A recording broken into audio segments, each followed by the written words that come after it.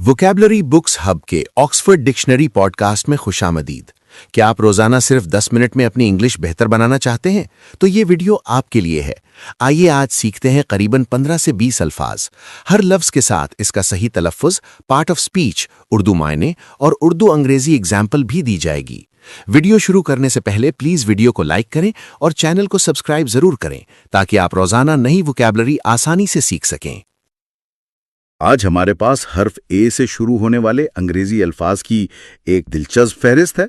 जी, और ये अटैक से शुरू होकर ऑटोमेटिकली पर खत्म होती है। बिल्कुल। तो आइए देखते हैं कि यह सफर हमें कहाँ लेकर जाता है। चलिए शुरू करते हैं। पहला लफ्ज है अटैक। और ये बेवक्त नाउन और वर्ब यानी इस्म और फेल दोनों है। सही। इसका अंग्रेजी मतलब है a sudden violent attempt to hurt somebody और डैमेज समथिंग, या फिर to make a sudden violent attack, और उर्दू में हम इसे कहेंगे हमला या हमला करना। इसकी मिसाल तो बहुत वाज़ेह है। There was an attack on the president, यानी सदर पर एक हमला हुआ था। ये तो इसका सीधा और लफ्जी इस्तेमाल है। लेकिन इसमें एक और मिसाल भी दी गई है जो बहुत दिलचस्प है, एन अटैक ऑफ फ्लू। हाँ, फ्लू का हमला। यहाँ तो कोई हथियार नहीं है, फिर ये हमला क्यों कहलाया? यही तो जबान का कमाल है। यहाँ बीमारी को एक दुश्मन के तौर पर देखा जा रहा है। ये एक इस्तारा है, एक मेटाफोर। उससे बीमारी की शिद्दत का एहसास होता है। वाह, ये तो गहरी बात है।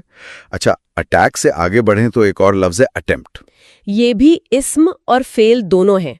To try to do something, specially something difficult, यानी कोशिश करना या कोशिश। इसकी मिसालों में भी खास बात है। फेल के तौर पर देखिए, He attempted to swim from England to France. उसने इंग्लैंड से फ्रांस तैरने की कोशिश की। ये कोई आम कोशिश नहीं है। बिल्कुल, ये एक बहुत बड़ा चैलेंज है। और इस्म के तौर पर She made no attempt to help me. उसने मेरी मदद करने की कोई कोशिश नहीं की। यहाँ भी ये एहसास है कि मौका अहम था लेकिन कोशिश नहीं की गई। तो अटेम्प्ट का लफ्ज आम ट्राई से ज्यादा वजन रखता है। जी, इसमें एक चैलेंज का उनसर शामिल है। अच्छा, तो अमल और इरादे से अब हम मौजूदगी की तरफ आते हैं।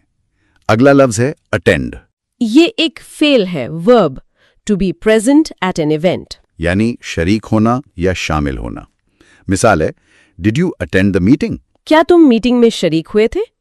ये जिस्मानी मौजूदगी की बात है, लेकिन क्या सिर्फ जिस्मानी तौर पर मौजूद होना काफी होता है? नहीं, बिल्कुल नहीं। और यहीं से हमारा अगला लफ्ज आता है अटेंशन, तवज्जो या ध्यान। ये एक इस्म है, नाउन है। The act of listening to, looking at और थिंकिंग अबाउट समथिंग केयरफुली। और आज की दुनिया में तो ये सबसे कीमती चीज बन गई है ना? बिल्कुल। मिसाल देखिए, can I have your attention please? बराए मेहरबानी, क्या आपकी तवज्जो मिल सकती है? आजकल तो पूरी अटेंशन इकोनॉमी इसी एक जुमले पर चल रही है। सही का। और दूसरी मिसाल, please pay attention to what I am saying. बराए मेहरबानी उस पर तवज्जो दें जो मैं कह रहा हूँ। करना एक बात है और पे अटेंशन यानी ज़हनी तौर पर हाजिर होना बिल्कुल दूसरी। और जिस चीज पर आप तवज्जो देते हैं वो ही आपका एटीट्यूड बनाता है। वाह, क्या खूब रब्त जोड़ा है। हाँ, हमारा अगला लफ्ज है attitude, the way that you think, feel और बिहेव, यानी रवैया या अंदाज़े फिक्र। इसकी मिसाल है, what's your attitude to marriage? शादी के बारे में तुम्हारा क्या रवैया, सोच है? ये सिर्फ हाँ या ना नहीं, बल्कि आपकी पूरी सोच को जानने की कोशिश है। तो हमने अमल से शुरुआत की, फिर मौजूदगी और तवज्जो से होते हुए रवैये तक पहुंचे। अब कुछ अल्फाज देखते हैं जो जगहों और लोगों से मुताल्लिक हैं। ठीक है। पहला लफ्ज है एटिक, यानी बालाखाना या परछती, a room at the top of a house in the space under the roof. इसकी मिसाल सादा है, My old clothes are in a box in the attic. मेरे पुराने कपड़े बालाखाने में एक डब्बे में हैं। लेकिन ये लफ्ज सिर्फ एक कमरा नहीं है, ये यादों का, भूली बसरी चीजों का इस्तारा भी बन जाता है। सही। अच्छा, लोगों की बात करें तो एक लफ्ज है ऑडियंस, सामेईन या नाजरीन, the group of people who have gathered to watch or listen to something. वैसे डिजिटल दौर में ऑडियंस का मतलब ही बदल गया है। बिल्कुल, अब ऑडियंस सिर्फ सुनती नहीं बल्कि खुद भी मवाद बनाकर गुफ्तगू में शरीक होती है। अब कुछ रिश्ते और पेशे हैं, जैसे ऑन्ट, यानी फुप्पी, खाला, चची, ममानी। अंग्रेजी में इन सब के लिए एक ही लफ्ज है। फिर है ऑथर यानी मुसन्निफ, और अटर्नी वकील। ہاں، اور اٹرنی کے بارے میں یہ جاننا اہم ہے کہ یہ امریکن انگریزی میں زیادہ عام ہے۔ اچھا، اور ایک بہت ہی مخصوص لفظ ہے اوپیر۔ یہ ایک بہت دلچسپ ثقافتی تصور ہے۔ A young person from another country who lives with a family and helps with the children in return for a small wage, a room, etc. یعنی یہ صرف ایک نوکری نہیں بلکہ ایک ثقافتی تبادلے کا تجربہ ہے۔ بالکل۔ اب ہم الفاظ کے ایک ایسے خاندان کی طرف آتے ہیں جو کشش کے تصور کے گرد گھومتا ہے۔ یہاں بات واقعی دلچسپ ہو جاتی ہے۔ اچھا، شروعات کرتے ہیں فعل اٹریکٹ سے۔ اس کے دو بنیادی معنی ہیں۔ پہلا طبعی ہے، to pull something towards it، اور دوسرا احساساتی، to make somebody like or admire somebody۔ یعنی کھنچنا یا مائل کرنا۔ جی، مثالیں اس فرق کو بہت خوبصورتی سے واضح کرتی ہیں۔ پہلی مثال، میگنیٹس اٹریکٹ میٹل۔ میگنیٹس دھات کو کھینچتا ہے۔ یہ خالص سائنس ہے۔ دوسری مثال حواس پر مبنی ہے۔ The birds were attracted by the smell of fish۔ پرندے مچھلی کی بو سے متوجہ ہوئے۔ یہاں کشش کی وجہ ایک بو ہے۔ اور تیسری مثال خالصتاً انسانی جذبات کی ہے۔ He was attracted to her۔ وہ اس کی طرف مائل ہوا۔ تو دیکھیے، ایک ہی لفظ طبعی قوانین، حیوانی جبلت اور انسانی جذبات تینوں کو بیان کر رہا ہے۔ کمال ہے، اور اسی فعل سے اسم بنتا ہے اٹریکشن۔ اور یہاں بھی وہی دوہری دنیا نظر آتی ہے۔ ایک طرف اس کا مطلب ہے an interesting place to visit، یعنی پرکشش جگہ۔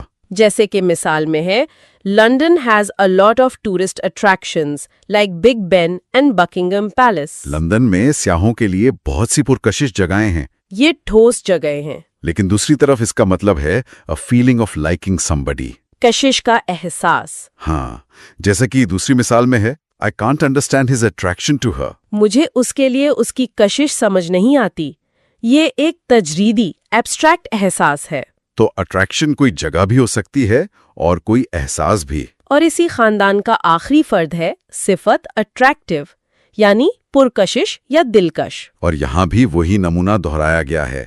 ایک طرف یہ ظاہری خوبصورتی کے لیے استعمال ہوتا ہے، ہی از ویری اٹریکٹیو، وہ بہت پرکشش خوش شکل ہے۔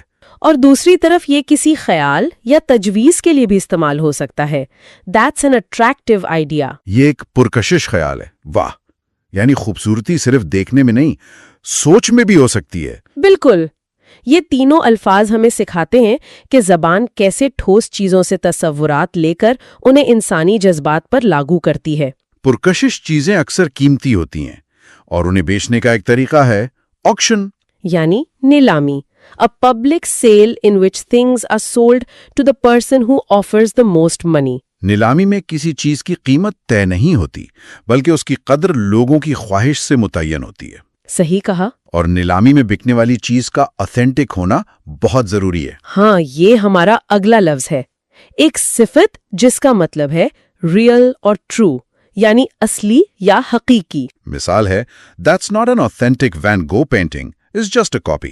یہ وان گوگ کی اصلی پینٹنگ نہیں ہے، یہ صرف ایک نقل ہے۔ آج کی دنیا میں آتھینٹک ہونے کی قدر بہت بڑھ گئی ہے۔ اور کسی چیز کے اصلی ہونے کا فیصلہ کون کرتا ہے؟ اکثر کوئی اتھارٹی۔ یہ ہمارا اگلا لفظ ہے، اور اس کے بھی دو پہلو ہیں۔ ایک طرف اس کا مطلب ہے اختیار یا اقتدار، the power to give orders to people۔ جیسے مثال ہے The police have the authority to stop cars۔ Police کو گاڑیاں روکنے کا اختیار ہے، یہ ایک قانونی طاقت ہے۔ لیکن جب یہ لفظ جمع میں استعمال ہو authorities، تو اس کا مطلب ہوتا ہے حکام یا انتظامیہ۔ جی، جیسے the city authorities، یعنی شہر کے حکام۔ تو یہ لفظ طاقت اور طاقتور ادارے دونوں کو ظاہر کرتا ہے۔ اب ہم اپنی فہرست کے آخری حصے کی طرف بڑھتے ہیں۔ یہاں الفاظ آٹو کے سابقے سے شروع ہوتے ہیں، جس کا مطلب ہے خود یا ذاتی۔ پہلا ہے آٹو بایوگرافی۔ یعنی آپ بیتی، the story of a person's life written by that person۔ یہاں آٹو یعنی خود اور بایوگرافی یعنی سوانح عمری۔ اسی طرح آٹوگراف، کسی مشہور شخصیت کے دستخط۔ a famous person's signature، جیسے he asked Madonna for her autograph۔ اس نے میڈونا سے اس کے دستخط مانگے۔ یہاں بھی آٹو یعنی خود اور گراف یعنی لکھنا، تو یہ کسی کی شخصیت کا ایک ذاتی نشان ہے۔ اور اب آخری دو الفاظ جو آٹو کے تصور کو انسان سے مشین کی طرف لے جاتے ہیں۔ پہلا ہے ऑटोमेटिक। ایک صفت ایڈجیکٹو جس کے دو معنی ہیں. پہلا ورکنگ بائی اٹس سیلف یعنی خودکار. جیسے این آٹومیٹک واشنگ مشین. ایک خودکار واشنگ مشین. لیکن اس کا دوسرا مطلب بہت دلچسپ ہے. ڈن وداؤٹ تھنکنگ یعنی غیر ارادی. اور اس کی مثال انسانی جسم سے ہے. Breathing is automatic. سانس لینا ایک غیر ارادی عمل ہے. یہ تو لاجواب نکتہ ہے. ایک ہی لفظ مشین اور ہمارے جسم دونوں کو بیان کر رہا ہے. یہ انسان اور مشین کے درمیان ایک دلچسپ لسانی پل ہے. اور آخر میں اسی سے بنتا ہے آٹومیٹکلی. متعلق فعل ایڈورب یعنی خود بخود. وداؤٹ بینگ آپریٹڈ اور کنٹرولڈ بائی اے پرسن. مثال ہے this light comes on automatically at 5 o'clock. یہ بتی 5 بجے خود بخود جل جاتی ہے. اور یہ ہمارے آٹو کے سفر کا اختتام ہے. امید ہے کہ آج کی ایپیسوڈ سے آپ نے کئی نئے الفاظ اور ان کا درست استعمال سیکھا ہوگا. اگر آپ اپنی انگلش ووکیبلری کو روزانہ بہتر بنانا چاہتے ہیں تو ووکیبلری بکس ہب کو ضرور فالو کریں. ویڈیو کو لائک کریں اور چینل کو سبسکرائب کرنا نہ بھولیں تاکہ آنے والی ایپیسوڈز آپ تک فوراً پہنچ سکیں. آپ کے قیمتی وقت کا بہت شکریہ.